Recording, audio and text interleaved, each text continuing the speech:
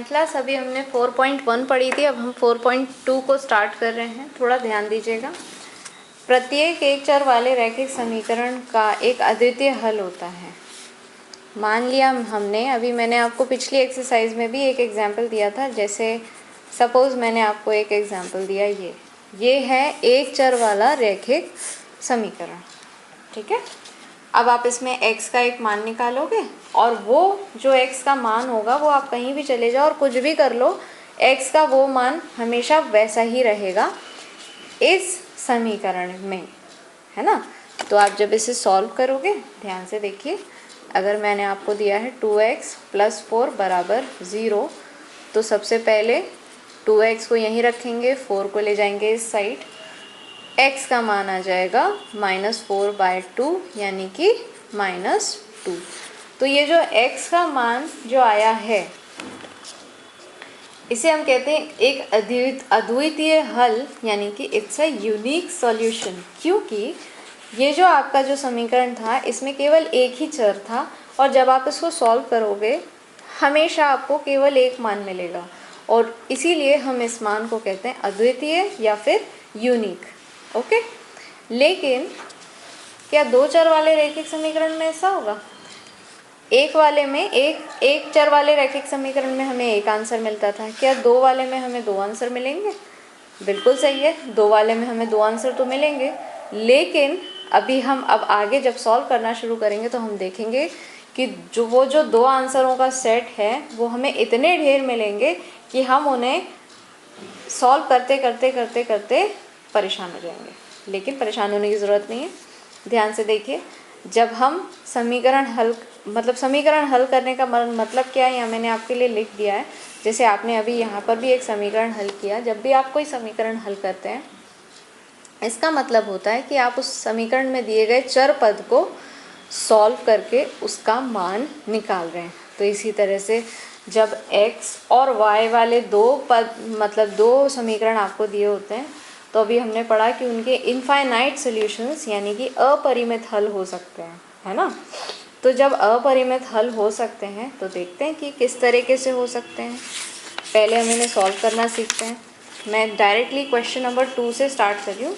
मैंने question number 1 को book के आपके लिए छोड़ा है। तो एक्सरसाइज 4.2 मैंने शुरू कर दी है, और क्वेश्चन नंबर 1 जो है वो ऑप्शनल क्वेश्चन है। आपको भी पता है कि आपकी OMR शीट में 20 नंबर के ऑप्शनल यानी कि MCQs आएंगे, बहुविकल्पीय प्रश्न आएंगे।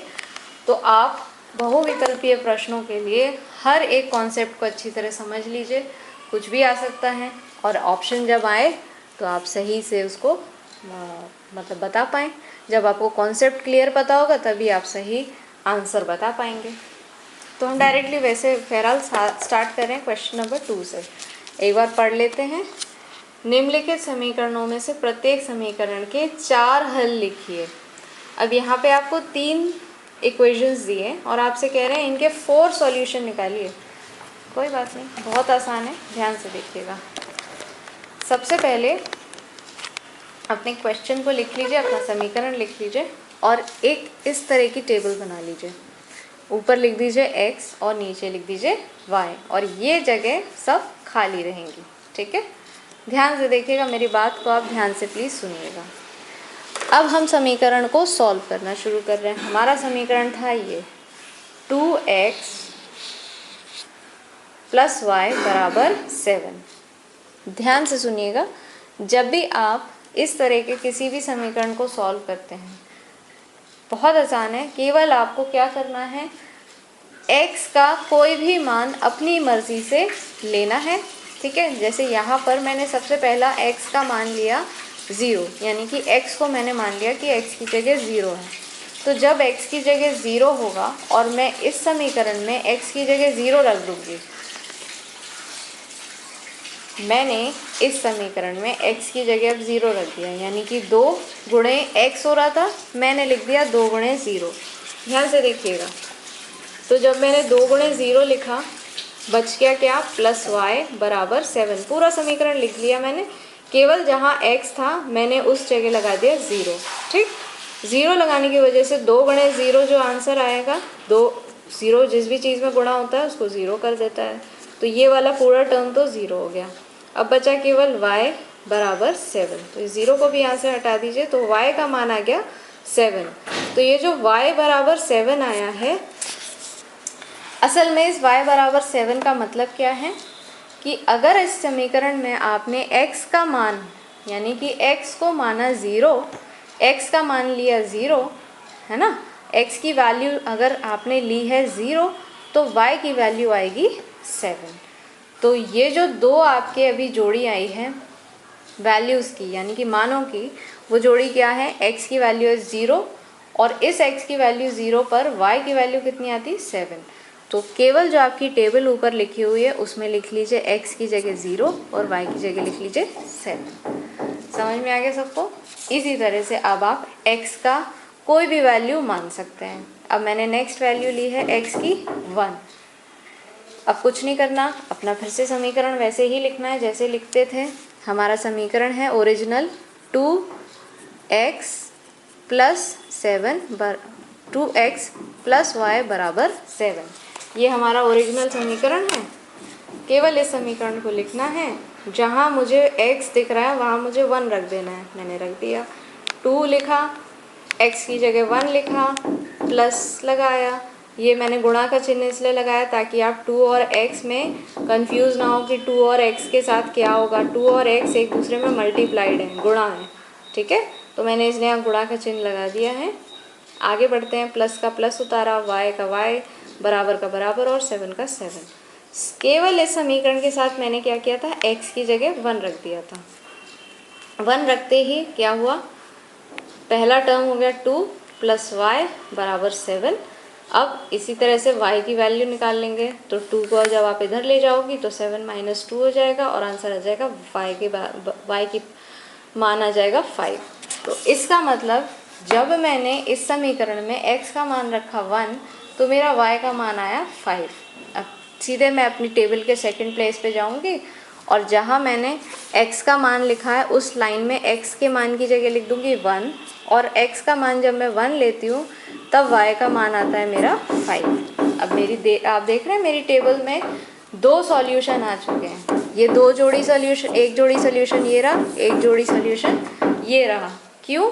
क्योंकि ये एक 2 चर वाला रैखिक समीकरण है और जब इसके आंसर आता है तो उसके आंसर में जिस तरह से हम निर्देशांक ज्यामिति यानी कि कोऑर्डिनेट ज्योमेट्री में कोऑर्डिनेट्स लिखते हैं उसी तरीके से हमें इसमें भी आंसर मिलते हैं। तो इसी तरह से मैंने और मान रखे, ठीक है, और y की और भी वैल्यूज़ निकाली। तो मैंने 4 वैल्यूज़ निकाल ली, 4 जोड़ी वैल्यूज़, 4 पेयर्स ऑफ वैल्यूज़ निकाल ली x और y की। इन्हें लिखना कैसे है, यानी कि 2x प्लस वाई बराबर 7 के जो 4 सॉल्यूशन हैं वो कौन कौन होंगे, ध्यान से देखिएगा। 0,5 इन्हें लिखना कैसे, ध्यान से देख लीजिए। पहला क्या था, 0 और 7, यानी कि 0 जब थी वैल्यू यहाँ तो y की, जब 0 यहाँ वैल्यू थी तो y की वैल्यू आ रही थी 7। तो पहली वैल्यू हो गई 0,7, दूसरी हो गई 1,5, तीसरी हो गई 2,3, तीसरी हो गई 3,1। तो ये है जब आपको 2 चर वाला कोई रैखिक समीकरण यानी कि लीनियर इक्वेशन इन 2 वेरिएबल दी हो तो आप उसमें x और y का मान कैसे निकालोगी। कोशिश करो हमेशा 4 मान निकले। वो आगे मैं रीज़न बताऊंगी 3rd एक्सरसाइज में कि आप हमेशा 4 मान क्यों निकालेंगी, ठीक है। इसी के साथ आपके जो बचे हुए इसके 2 क्वेश्चन हैं, 2 पार्ट्स हैं, वो आप खुद करोगे। हमें क्वेश्चन 3 कर रही हूँ। क्वेश्चन 3 देखिए, बताइए कि निम्नलिखित में कौन कौन समीकरण के हल हैं और कौन कौन नहीं हैं। ठीक है, बहुत आसान बात है। ये मेरा समीकरण है, यानी कि ये मेरी इक्वेशन है x माइनस 2y बराबर 4, ठीक। और इस इस इक्वेशन में मुझे क्या करना है, सबसे पहले वाली वैल्यू को चेक करना। तो मेरी पहली वैल्यू है 0,2। चेक करना शुरू करते हैं। चलिए, मुझे बताना है कि ये जो सेट दिया है यानी कि ये जो जोड़ी दी है वैल्यू की, क्या वो इस समीकरण की वैल्यू है या नहीं है। चेक करने का तरीका बेहद आसान है, ठीक है। सबसे पहले आप क्या करोगी, दोनों वैल्यू लिख लोगे, यानी कि x की जगह मुझे 0 रखना है और y की जगह मुझे 2 रखना है। तो ये दोनों वैल्यू मैंने लिख ली और मैंने अब लिखा अपना समीकरण। समीकरण के मैंने 2 टुकड़े किए। सबसे पहले तो ये टुकड़ा जो है, जो बराबर के इस साइड दिख रहा है, ये कहलाएगा LHS, और दूसरी साइड जो टुकड़ा दिख रहा है वो कहलाएगा RHS। तो मैं क्या करूँगी, सबसे पहले LHS लिखूँगी और RHS लिखूँगी, बीच में बराबर का चिन्ह भी नहीं लगाऊंगी, ठीक है। अब LHS में मुझे x और y दोनों दिख रहे थे, तो मैंने x की जगह 0 रख दिया और y की जगह 2 रख दिया। चलिए, x की जगह जब 0 रखा और y की जगह हम क्या रख रहे हैं, 2, तो ध्यान रखिए ये टर्म तो 0 हो गया, -2 गुणे 2 यानी कि माइनस का 4। तो फाइनली मेरा आंसर क्या आ रहा है, 4, जबकि RHS में यहाँ आ रहा है -4 मेरे पास, और मतलब जो फाइनली जो आपका जो RHS है उसमें जो रियल आंसर है वो है +4। और क्योंकि मेरा LHS का मान और RHS का मान बराबर नहीं आ रहा है, तो हम यहाँ लिख देंगे कि LHS is not equal to, यानी कि बराबर नहीं है RHS के। इसीलिए आपकी जो ये पहली जोड़ी दी है, यानी कि x का मान 0 और y का मान 2, वो इस समीकरण में फिट नहीं बैठ रहा, यानी कि इसका सॉल्यूशन हल नहीं है। तो चेक करने का आपने तरीका देख लिया, कितना आसान है। मैं एक सेकंड ऑप्शन भी आपको दिखा दे रही हूँ, बिल्कुल वही काम करना है। सेकंड ऑप्शन में आपको इन्होंने x का मान दिया है 2, y का मान दिया है 0। सीधे सबसे पहले दोनों का मान लिख लेना है और इनका मान हमारे समीकरण में रख देना है। समीकरण कौन था हमारा, x - 2y = 4। इसी पे हमें सारी वैल्यूज़ चेक करनी है, क्वेश्चन में दिया ही है, चेक कर लीजिए। LHS देख लीजिए, x - 2y लिख लीजिए, x - 2y, और जहाँ जहाँ x दिखेगा वहाँ 2, जहाँ y दिखेगा वहाँ 0 रख दीजिए। वैल्यू क्या है, 2, लेकिन इस साइड वैल्यू क्या है, 4। इसीलिए यहाँ पर भी LHS RHS के बराबर नहीं है, इसलिए ये भी इसका हल नहीं है, यानी कि 2, 0 भी इस समीकरण के हल नहीं है, ठीक है। लास्ट क्वेश्चन की तरफ बढ़ रहे हैं बच्चों। k का मान ज्ञात करिए, यानी कि find the value of k when x = 2 and y = 1। समीकरण इसके एक हल, यहाँ आपको बिल्कुल प्रूफ दे रखा है कि आपको जो समीकरण हमने दिया है उसका एक सॉल्यूशन, यानी कि उसका एक हल क्या है। अगर आप x का मान 2 रख दो और y का मान 1 रख दो, तो ये जो समीकरण है वो सही, मतलब वो उसका मान है। अभी मैं मान भी चेक करना सिखा देती हूँ आपको, मैं भूल गई थी यहाँ पर। चलिए ध्यान से देखिएगा।